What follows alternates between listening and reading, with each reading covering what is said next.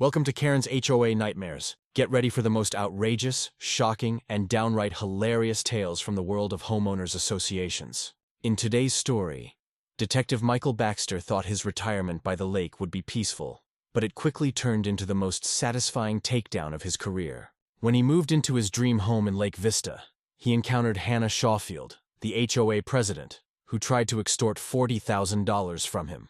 Refusing to pay, Michael stood his ground, leading to a showdown with Hannah and her husband, Sheriff George Shawfield. What followed was a dramatic battle that exposed their corruption and ended their reign of terror in Lake Vista, with Michael revealing his true identity and bringing justice to the community. Don't forget to like, subscribe, and share your thoughts in the comments, and keep up with our latest hot stories. Some people really don't know when to stop, do they? This entitled Karen had the audacity to try and extort $40,000 from me just to move into my own home. When I refused to give in to her ridiculous demand, she lost it and called for backup to try and force me out of my own property. Big mistake. See, I've spent 30 years dealing with people who think they're untouchable. When her backup showed up, ready to arrest me for trespassing, I calmly reached for my wallet. What happened next? Let's just say their cocky attitudes disappeared pretty quickly. Let me tell you about the retirement that turned into the most satisfying takedown of my 30-year career in law enforcement. I'm Detective Michael Baxter, and after 3 decades of chasing criminals, I thought I had earned some peace by the lake. But I was wrong. I had just purchased a beautiful lakefront property in Lake Vista, a 2-story colonial with a wraparound porch, a private dock, and oak trees offering the perfect shade for reading. After 30 years of dealing with the worst humanity had to offer, I thought I deserved this little piece of paradise. The paperwork was in order, the permits were perfect, and I paid cash. What could go wrong, right? Moving day came early, and I was directing the professional movers when this woman stormed across the lawn like she owned the entire neighborhood. Picture this. Perfectly coiffed blonde hair at 8 a.m., designer white pantsuit probably worth more than most people's monthly salaries, and a clipboard clutched like a weapon. She radiated entitlement bigger than Texas. "Stop!" she yelled, loud enough to wake people 3 counties over. "Who authorized this move-in?" "I'm Michael Baxter," I replied, trying to keep things moving around the massive moving truck. "I legally purchased this property last month. Everything is in order." But this Hannah Shawfield woman wasn't having it. "Impossible!" she screamed, flailing her arms as if conducting a crazy orchestra. "Nobody, and I mean absolutely nobody, moves into my lake community without going through me first. This is my domain." She waved her arms toward the lake, as though she had personally dug it out of the ground with her bare hands. I looked around and noticed something odd. Neighbors were peeking out of windows and standing on porches, but none of them were coming over to welcome me. They looked nervous, and that was my first red flag. But at the time, I was still thinking like a retiree, not a detective. Then Hannah pulled out this official-looking document with HOA letterhead, gold seals, and her signature at the bottom, like she was handing me some royal decree. "Mr. Baxter," she said, pushing the paper toward me like it was some sort of legal summons. "These fees are non-negotiable. No payment, no move-in, period. End of discussion." I took one look at the document and immediately saw several problems.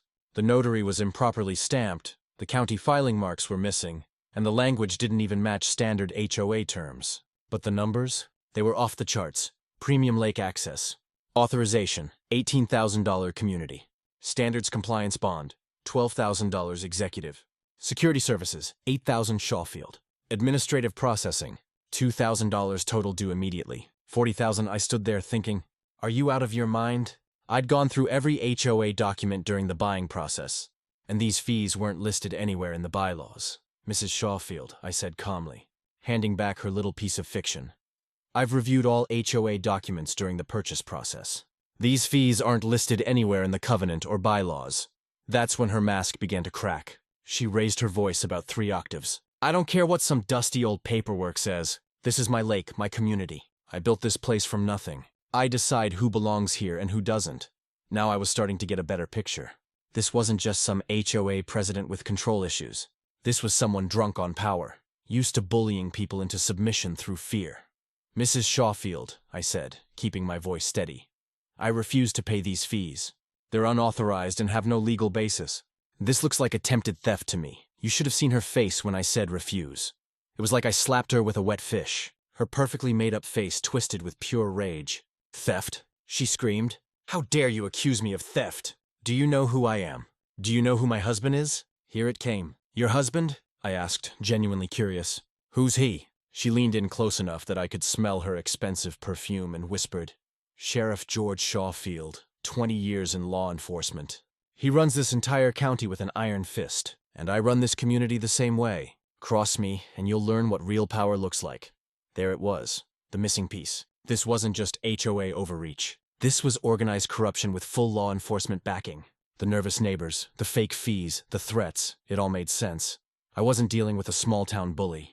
I was dealing with a system built to intimidate and crush anyone who dared resist. Mr. Baxter, she said, straightening up, you have until sunset to pay these fees and publicly apologize for your disrespect. Otherwise, you will not be moving into my lake community. I'll personally see to that. I looked her in the eye without blinking. Mrs. Shawfield, I legally own this house, and I will be moving in today, with or without your so-called permission. The chilling smile that spread across her face was almost worse than her threat. We'll see about that, Mr. Baxter. We'll definitely see about that. She turned on her heels and walked off, already dialing her phone as she left. But what Hannah didn't know was that this would be her biggest mistake. Even the normally friendly dogs seemed nervous and kept pulling away from me. These weren't unfriendly people by nature. They were genuinely terrified people living under some kind of oppressive system. I recognized these signs immediately from neighborhoods I'd investigated that were controlled by organized crime families. Everyone knew exactly who was in charge, and everyone understood the serious cost of crossing that authority structure. The fear was so thick, you could practically cut it with a knife. Later that afternoon, I'm at the community mailbox sorting through the usual junk mail when I accidentally overhear Hannah on her phone making what can only be described as a textbook extortion call. She's using that carefully controlled tone that people use when they're making direct threats, but trying to sound completely reasonable to anyone who might be listening. No, Mr. Garcia, your landscaping business is perfectly fine and legitimate. You just need to remember our monthly community support fee. $500 keeps everything running smoothly around here. There was a pause while she listened to his response. Then her voice developed that unmistakable steel edge that I'd heard before, because problems happen to businesses that don't support their community. Mr. Garcia, permits get mysteriously delayed inspections, find unexpected issues, and customers start filing complaints about poor service. These things just happen when people don't show proper community support. I'm standing there pretending to be fascinated by credit card offers and grocery store circulars, but I'm getting a complete education in how this criminal operation actually functions on a daily basis. This wasn't just HOA tyranny or bureaucratic power tripping. It was a full-scale systematic protection racket operating under the convenient cover of community authority. They had perfected the art of making threats sound like helpful advice and extortion sound like voluntary community participation. It was actually quite sophisticated in its execution, which made it even more dangerous for the people trapped under their control. That evening brought my first official visit from the big man himself. And let me tell you, Sheriff George Shawfield was clearly chosen for this job based on his intimidation factor. This guy showed up at my front door in full uniform, and he was built like a professional linebacker, 6'3", probably 250 lb of pure muscle. The kind of imposing physical presence specifically designed to make regular people feel small and helpless. His hand was resting casually near his weapon, and he was using every single inch of his size advantage to crowd me and assert his dominance. Mr. Baxter, he said in that official cop voice that carries extra authority. I understand you've been harassing my wife and disrupting our peaceful community atmosphere. I kept my voice calm and professional despite his obvious intimidation tactics. Sheriff, I haven't harassed anyone.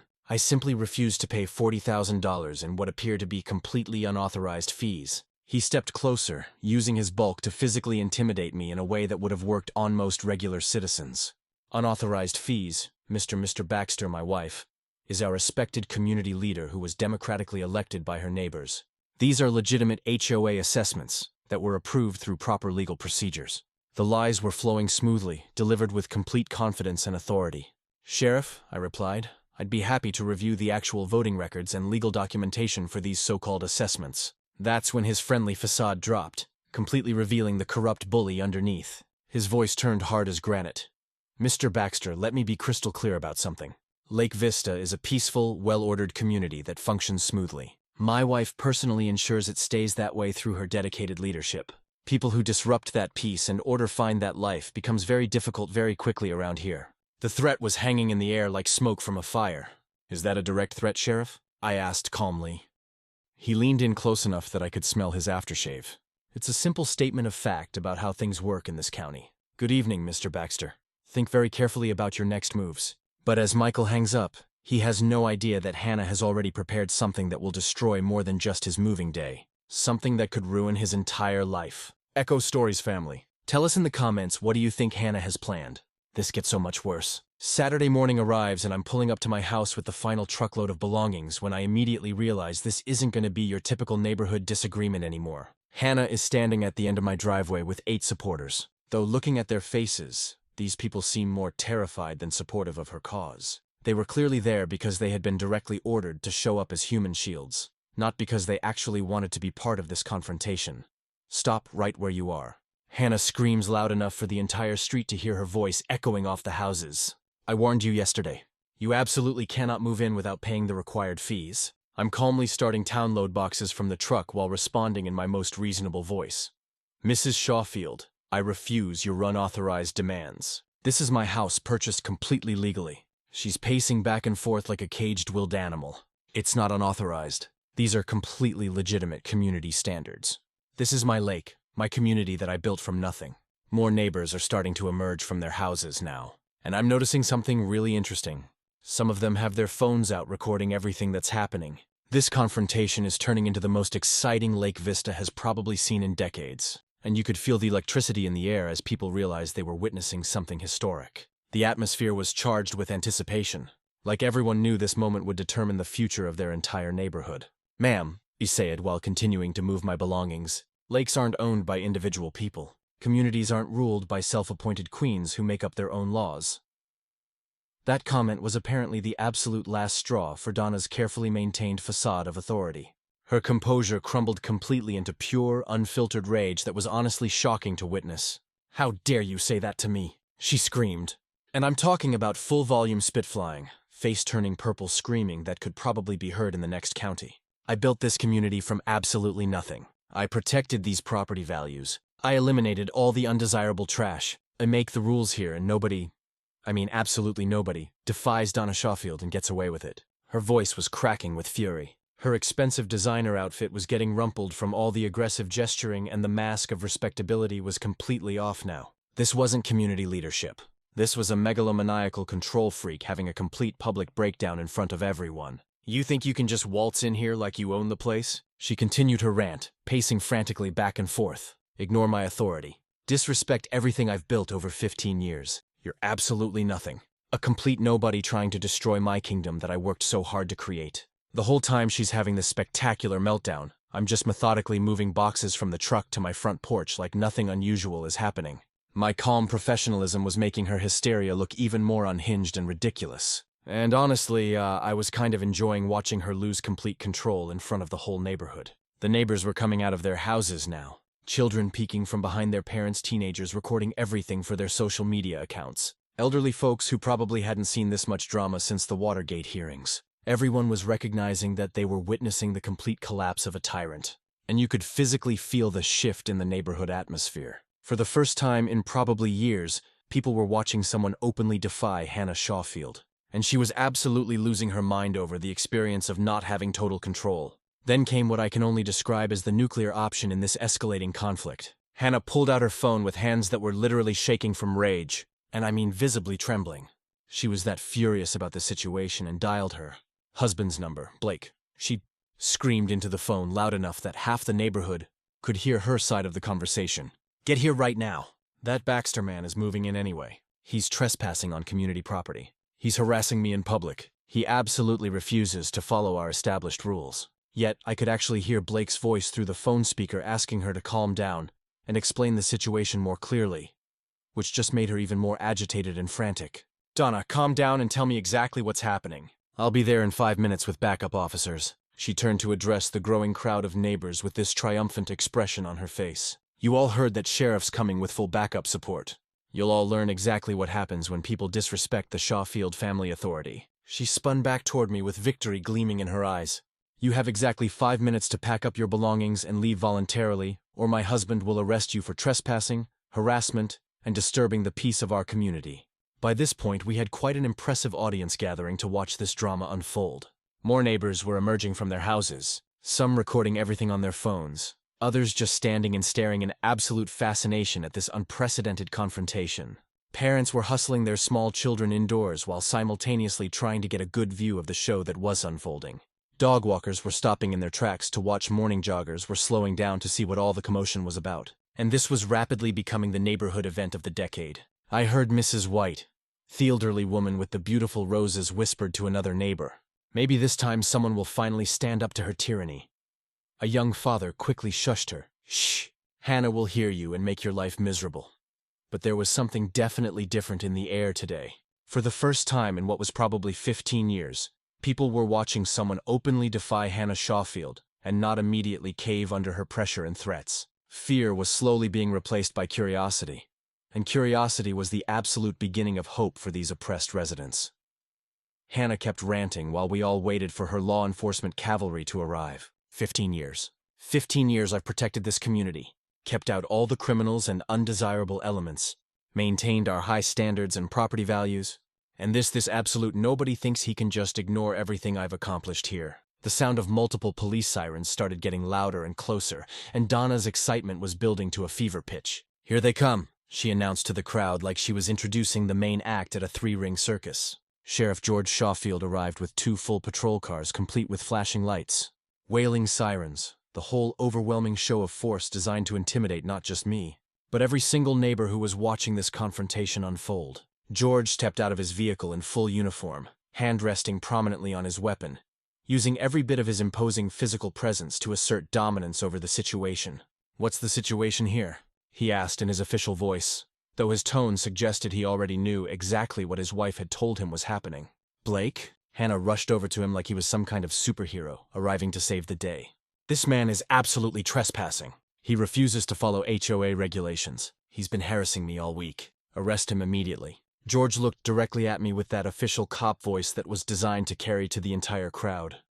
"Mr. Baxter, I specifically warned you about causing problems in our peaceful community." I kept my voice calm and reasonable. "Sheriff, I'm simply moving into my legally purchased home. I'm not trespassing on my own property that I own." And that's when George pulled out what he clearly thought was his trump card. "According to established HOA regulations, you cannot occupy this residence until all required fees are paid in full." The crowd was murmuring now, phones recording every word. And this was either going to end with me being arrested in front of everyone or something else entirely was about to happen that would change everything forever. "Sheriff," I said, "before I show my ID, I should mention you might want to send your deputies back to their patrol cars. This could get embarrassing for you." George looked confused and annoyed. "Embarrassing? What are you talking about? Just show me your ID." Michael reaches into his wallet, knowing that what he's about to reveal will not just shock everyone present, it will destroy the Shawfield empire forever. But he has no idea that George has one final card to play that could turn this entire situation upside down. Comment below. What do you think is in Michael's wallet? And what could George possibly do to save himself? Now this is it. The moment I'd been building towards since Hannah first tried to shake me down for $40,000. Time seemed to slow down to cinematic pace as my hand moved with deliberate precision toward my wallet. The entire neighborhood was holding its collective breath. Children peeking between their parents' legs. Teenagers recording everything for posterity. Elderly residents witnessing what might be the end of 15 years of tyranny. Donna's eyes were gleaming with anticipated victory, practically vibrating with excitement over what she thought was going to be my complete humiliation. George stood there confident in his authority, his backup officers flanking him like some kind of small-town army. This was their moment. The moment they would crush another challenger and remind everyone who really ran Lake Vista. I opened my wallet with what I can only describe as ceremonial precision, like I was performing some kind of sacred ritual. Every movement was deliberate, calculated to build maximum tension. I wasn't just pulling out an ID card. I was about to detonate a bomb that would level their entire operation. I decided to have a little fun with this. So instead of handing it directly to Blake, I gave it to Deputy Smith first, the youngest officer, clearly junior rank. This wasn't an accident. I knew exactly what I was doing. Junior officers react more honestly than veterans who've learned to hide their surprise. Their genuine shock would be more convincing to the crowd watching this unfold. Smith looked down at my ID card, studied it for what felt like an eternity, and I watched his face transform completely. The color drained from his features like water from a broken dam. His hands began trembling visibly, and his mouth fell open in pure disbelief. "Oh my God," Smith whispered, barely audible. but loud enough for the crowd to hear his shock. "Sheriff, you really need to see this." George was getting annoyed, still playing to the crowd and maintaining his authority. "What's the problem, Smith? Just read me his name and any warrants." Smith was stammering now, sweat visible on his forehead despite the cool morning air. "Sheriff, please, you need to look at this yourself right now." The crowd was sensing something major happening.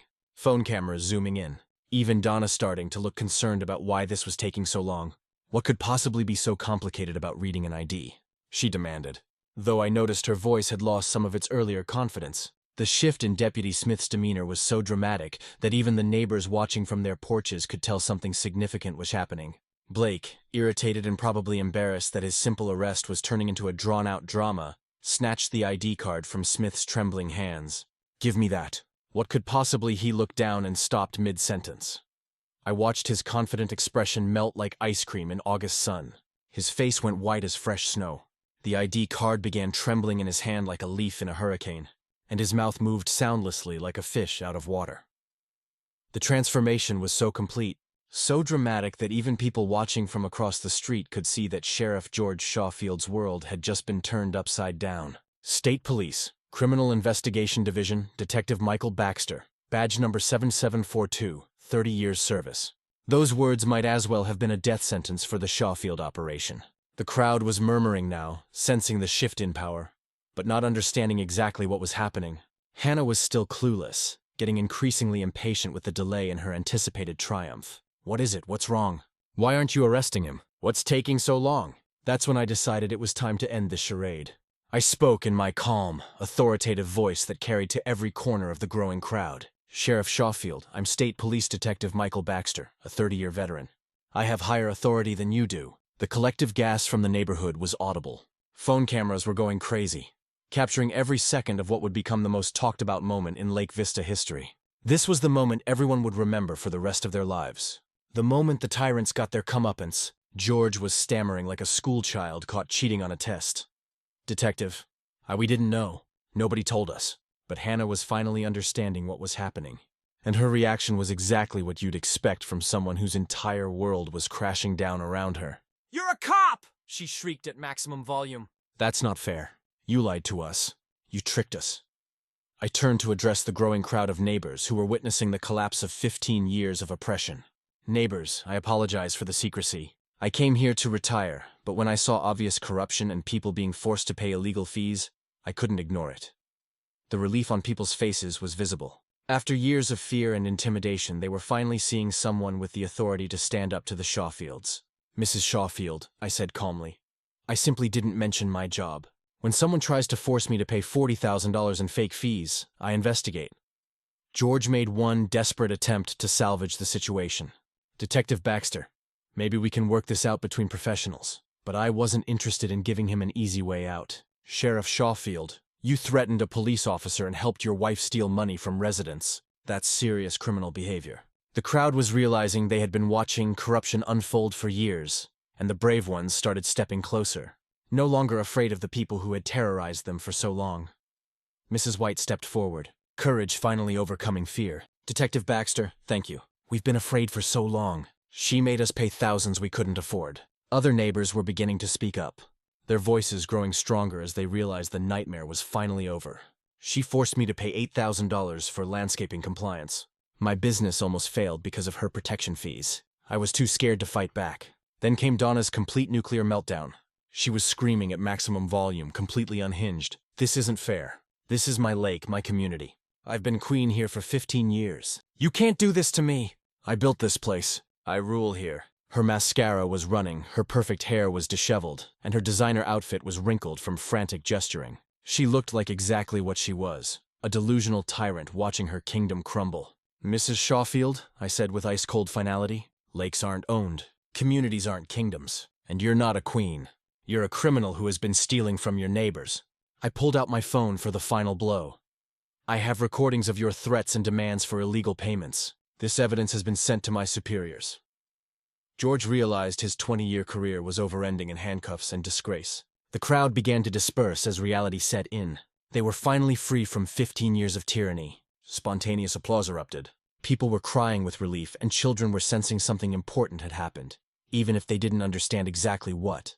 "The nightmare is over, folks," I announced to the celebrating crowd. "Your community belongs to you again." But as the dust settles and neighbors begin to celebrate, none of them realize that this victory has just painted a target on Michael's back. Donna's connections run deeper than anyone imagined, and her revenge is already being planned from behind bars. Echo Stories viewers, what did you think of that badge reveal? Share your reaction in the comments.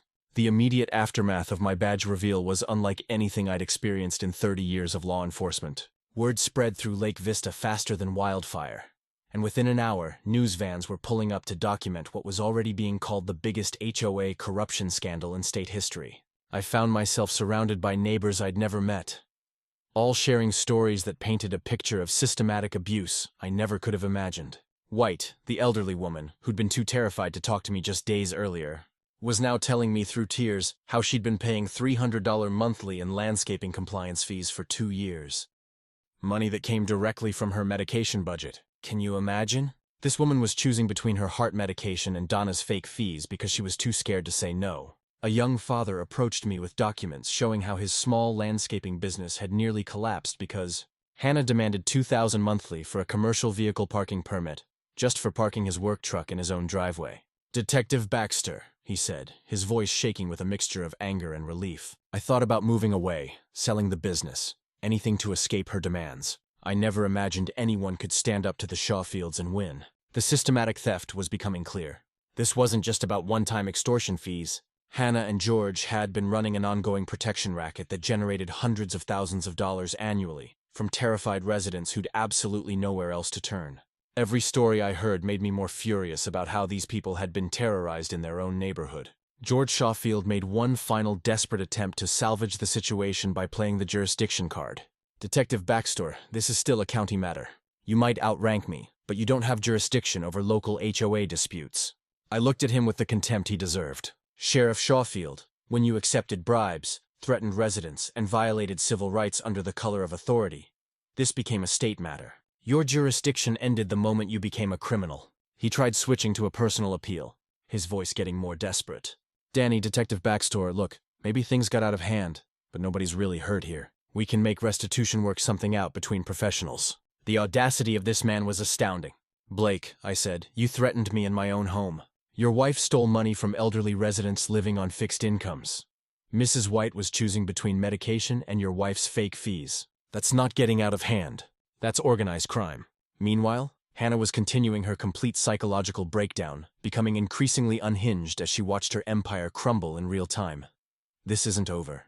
"You think this is over? You have connections. I have friends in high places. I'll destroy you like I destroyed all the others."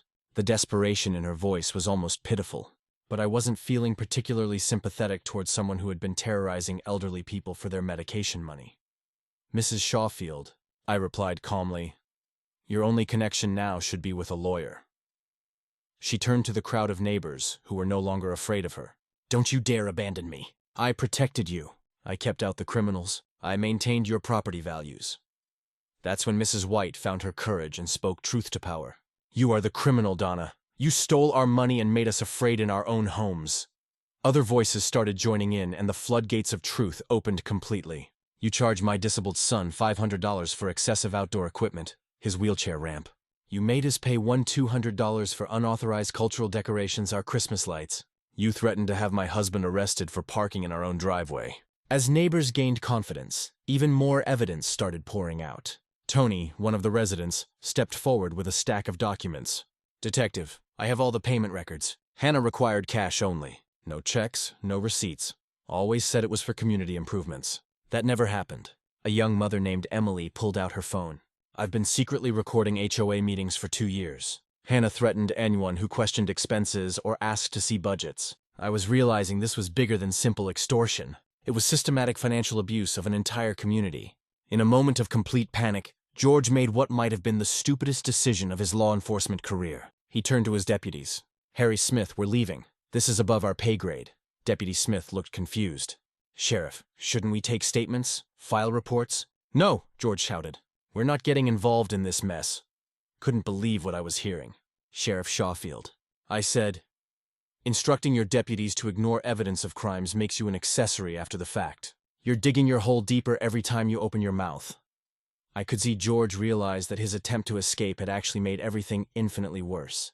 His own deputies were looking at him with suspicion and disgust, probably wondering how long their boss had been corrupt and what other criminal activity they'd been unknowingly covering for. For the first time in 15 years, Lake Vista residents were speaking freely, and the stories kept getting worse. Mrs. White explained how they'd tried to complain to authorities before, but George always dismissed HOA complaints as civil disputes and refused to investigate. Tony revealed that anyone who complained too loudly faced months of harassment. Surprise inspections, bogus citations, anonymous complaints about everything from grass height to mailbox colors. Emily showed me a list on her phone. Hannah kept a problem residents list. Anyone who made it onto that list faced daily harassment until they either paid up or moved away. And when I asked how many families had been forced to move, the collective answer shocked me. At least 12 in the past 5 years. These people had been running a reign of terror that had destroyed families and scattered a community. Folks, I addressed the growing crowd. What happened here isn't just HOA overreach. It's organized racketeering that destroyed families and terrorized an entire community for over a decade. The media crews were capturing everything, and I knew this story was going to make headlines across the state, possibly nationally. That's when Hannah played her final, most desperate card. Detective Baxter, you want the truth? I'll give you the truth. This goes higher than you think. County commissioner, state legislators, they all knew I have records. She was literally confessing to a broader conspiracy on camera, apparently thinking this would somehow help her case. Mrs. Shawfield, I replied, if you have evidence of additional corruption, that's a conversation for your lawyer and prosecutors. The look of realization on her face when she understood what she just admitted was priceless. George finally accepted defeat and asked the question I'd been waiting for. What happens now, Sheriff Shawfield? I said.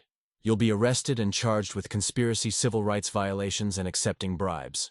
Your wife faces additional charges for theft and racketeering. I watched him remove his badge. 20 years of service ending in handcuffs and disgrace. Blake, I said, you threw away 20 years the moment you chose corruption over justice. The crowd began to disperse as reality set in. They were finally free from 15 years of tyranny. But as neighbors headed home to celebrate their liberation, none of them noticed the black sedan that had been watching from across the lake. What they don't know is that this victory has reached the wrong ears. The Shawfield operation was a small part of a much larger network, and the people who profit from HOA corruption across multiple states are now very interested in Detective Michael Baxter. Think this is really over? Comment what you think is coming next. The real power brokers don't like losing their operations. 6 months later, I'm standing on the federal courthouse steps, watching justice finally being served. The cameras are rolling as the court clerk reads the verdicts that everyone in Lake Vista has been waiting to hear. Blake Shawfield, former sheriff, sentenced to 12 years in federal prison for conspiracy, civil rights violations, and racketeering. Hannah Shawfield was sentenced to 8 years in federal prison for theft, extortion, and leading a criminal organization. The local news reporter turns to the camera. The Shawfield HOA corruption case has become a model for federal legislation targeting HOA abuse nationwide. I'm watching from those courthouse steps, finally seeing real justice served after months of investigation that revealed over $800,000 stolen from residents through fake fees, forced payments, and systematic harassment campaigns that had destroyed families and scattered a community. Lake Vista is a completely different place now, and I mean that in the best possible way. We have a new HOA board that was actually elected democratically. Can you imagine that? Mrs. White serves as president, Tony serves as treasurer, and Emily heads up our new transparency committee that posts all financial records online every month. No more secret fees, no more mysterious expenses, no more fear. The first official act of our new board was a complete audit of all fees charged over the past 5 years with full restitution to victims paid from the seized Shawfield assets. Mrs. White stood up at our first community meeting, and I'm talking about a real community meeting where people actually felt safe to speak and said something I'll never forget. No more queens, no more kingdoms, just neighbors helping neighbors. The standing ovation lasted 5 minutes, and there wasn't a dry eye in the room. The victim recovery stories still amaze me every time I hear them. Tony came up to me just last week, Detective Baxter. My family got back $18,000 in illegal fees. My kids can actually go to college now. Emily used her restitution money to help install a playground and community garden, things Hannah had claimed the fees were for but never actually built. An elderly resident named Mr. Peterson told me I was planning to sell my house because I couldn't afford Donna's demands anymore. Now I can stay in the home where my wife and I lived for 30 years. These are real people whose lives were genuinely destroyed by the Shawfield operation, and seeing them get their lives back has been more rewarding than any arrest I made in 30 years of law enforcement. The state police commissioner presented me with a Distinguished Service Award, which was nice, but honestly, their recognition belongs to every resident of Lake Vista who found the courage to speak truth after years of intimidation. In my acceptance speech, I made sure to say exactly that. This award belongs to every resident of Lake Vista who found the courage to speak truth after years of intimidation. They're the real heroes in this story, and the media attention has been absolutely incredible. Our Karen Queen versus Detective story went viral worldwide with the video of my badge reveal hitting over 2 million views. The comments are hilarious. This is why you don't mess with people you don't know. That moment when she realized she picked the wrong target, priceless. Justice served ice cold. Can this detective clean up our HOA next? Speaking of which, my success here in Lake Vista has inspired investigations in 12 other states. There's actually a federal HOA crime task force now, and they asked me to serve as a consultant. Who knew that standing up to one corrupt HOA president would lead to something this big? I testified before Congress about HOA reform. HOA corruption thrives in darkness. Transparency and accountability are the best disinfectants. They have passed what they're calling Shawfield laws, requiring financial transparency and eliminating arbitrary fee authority. It's amazing how one small victory can create ripples that spread across the entire country. But the best part of all this? I'm finally getting to enjoy the retirement I earned after 30 years of chasing criminals. Morning coffee on my dock, afternoon reading, evening walks with neighbors who are actually friends now instead of terrified strangers. Lake Vista has become a model community where people genuinely support each other, instead of living in fear of arbitrary authority. Kids are playing freely around the lake. Parents are chatting without constantly looking over their shoulders. And we have community barbecues every weekend where everyone's welcome. It's what a neighborhood should be. People caring about each other instead of one person controlling everyone else. Just last month, a young couple with a newborn baby approached me at our weekly community barbecue. The father said, "Detective Baxter, we heard what you did here. Thank you for making this a safe place to raise our children. Our realtor actually warned us that Lake Vista used to be a problem HOA, but now it's our dream community." His wife added, "Our baby is going to grow up in a place where people protect each other instead of abusing power." That's an incredible gift. Moments like that remind me why I spent 30 years in law enforcement. It was never about the arrests or the recognition. It was always about protecting people who couldn't protect themselves. The thank you cards I've received from across the country still amaze me. Families who heard my story found the courage to challenge their own corrupt HOAs. 12 criminal investigations have been launched. 43 HOA officials have been arrested, and over $3 million have been returned to victims nationwide. An 89-year-old veteran from Arizona wrote, "Detective Baxter, your courage inspired me to fight back against our crooked HOA president. He's in jail now and we got our community back. Thank you for showing us the way." These letters remind me that sometimes one person standing up can inspire others to find their own courage. The Evening News ran a special report about our case. The Baxter HOA case sparked federal legislation requiring criminal background checks for HOA board members and establishing resident rights protection. The legal analyst said, "This case proves that individual courage can challenge systematic corruption and create lasting change." Our community newsletter ran a headline that still makes me smile.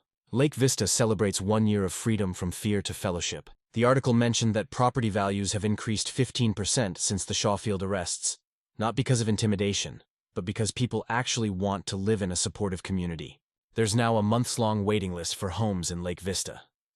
Sitting on my dock at sunset, watching the sky paint the lake in gold and crimson, I often reflect on this unexpected retirement adventure. 30 years of chasing criminals taught me that justice isn't just about punishment, it's about restoration. These neighbors didn't need a savior. They needed someone to remind them they had power all along. They just needed to see that bullies, no matter how much authority they think they have, are still just bullies when someone finally stands up to them. My phone rings as I'm watching the sunset and the caller ID shows an unknown number. "Detective Baxter, this is Maria from Phoenix. I know you're retired, but we have a situation with our HOA president. He's stolen over $4 million from our retirement community targeting elderly veterans specifically. An 89-year-old Korean War veteran asked me to call you personally. He said he heard about Lake Vista and needs someone who understands how to fight this kind of corruption. Should I look across the peaceful lake where children are playing safely? Where neighbors chat without fear? Where community thrives instead of just survives?" Maria, I say, tell me about Phoenix. But what Michael doesn't know is that his Lake Vista victory has already reached the wrong ears. Powerful people who profit from HOA corruption across the country. and they're about to make sure Michael Baxter's next case will be his last. So there you have it. Sometimes the biggest bullies are just cowards hiding behind fake authority. The lesson here: never judge someone by their appearance because you never know who you're really dealing with.